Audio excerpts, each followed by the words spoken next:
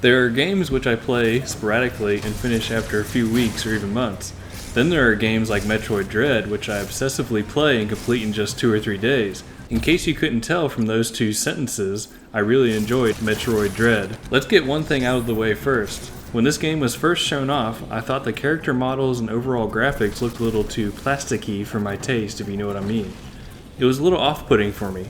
Well, I'm happy to report that I was wrong and that I found the game to be very aesthetically pleasing, as it were.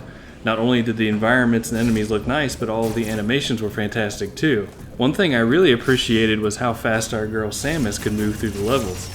This may come down to the 60 frames per second, I assume anyways, but I believe there is also a certain flow to Samus's movements. It was simply a lot of fun jumping, sprinting, and sliding around. This is especially true later in the game when Samus has most of her items and abilities. Oh yes, there are abilities and items aplenty in Metroid Dread.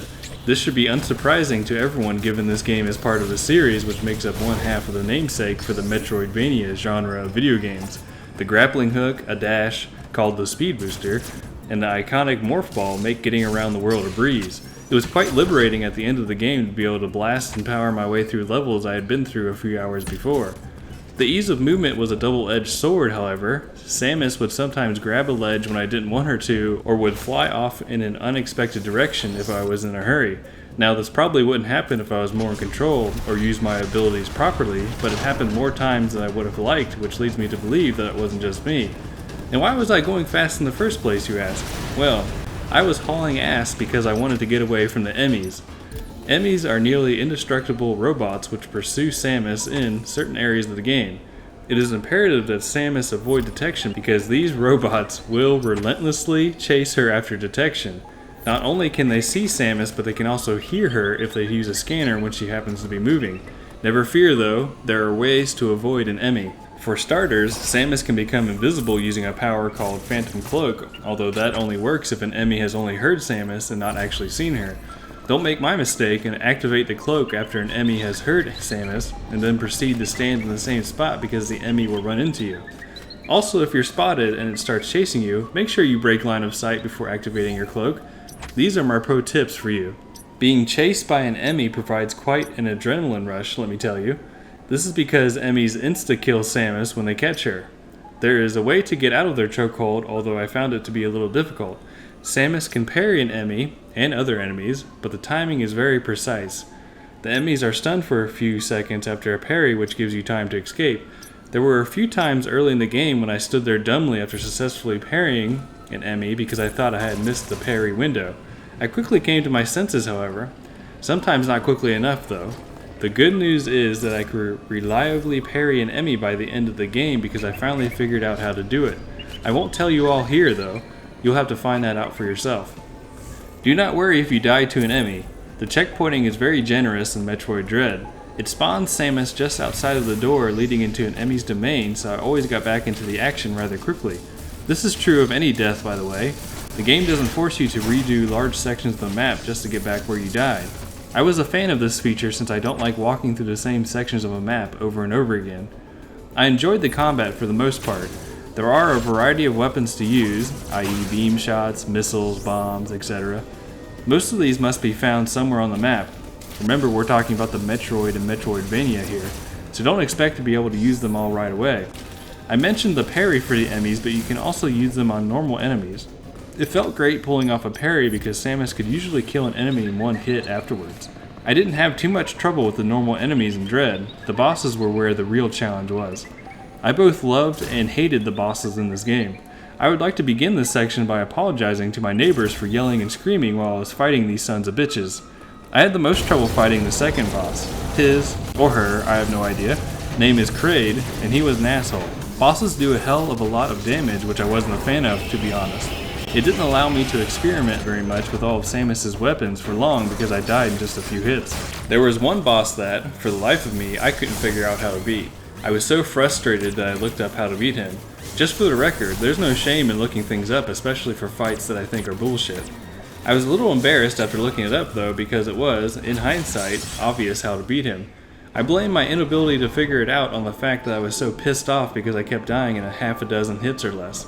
Like I said before, I'm just glad the checkpoint system always plopped Samus down just outside of the door where shit went down. If the game didn't do that, I probably never would have finished it. Having finished the game, I can now say that I enjoyed the bosses despite their difficulty. It did feel like I accomplished something whenever I killed one of them fuckers. I would like to say fuck you to the devs for making these fights so difficult. I mean, I enjoyed your game, but fuck you nonetheless, you know what I'm saying? I really liked the final boss of the game in particular because it felt like a no-holds-barred fight in which you had to play a perfect game and learn his attacks. Trust me, if you don't, you will die. I not only enjoyed the last boss fight, but the cutscenes between each stage of the fight were badass as well. Don't worry, they're skippable so you don't have to watch them multiple times after your many inevitable defeats. Unless you're so good and you killed the final boss on the first try.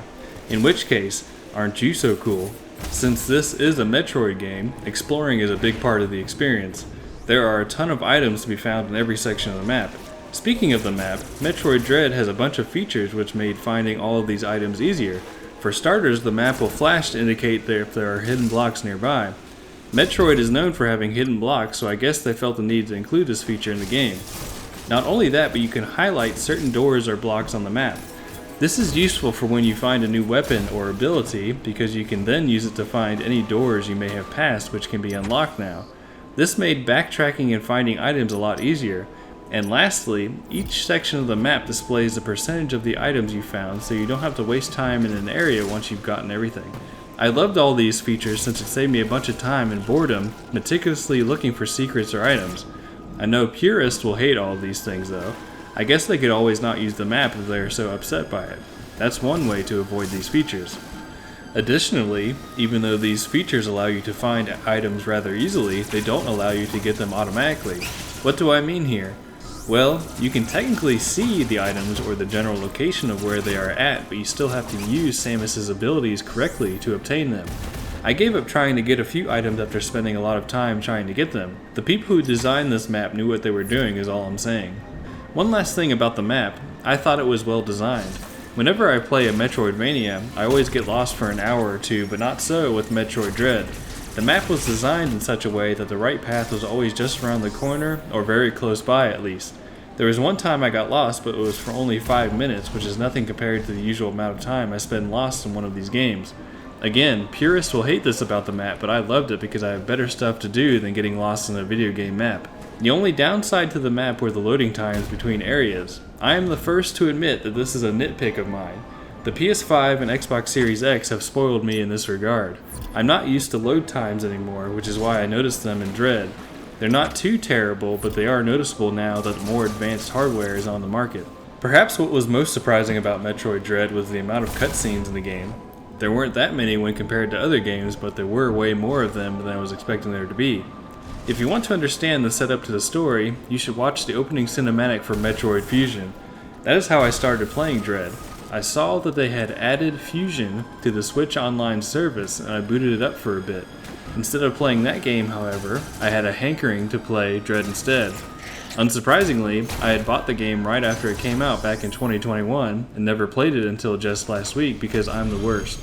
Anyways, I was talking about the story, wasn't I? As I was saying, there was a lot more story than I was expecting in Dread.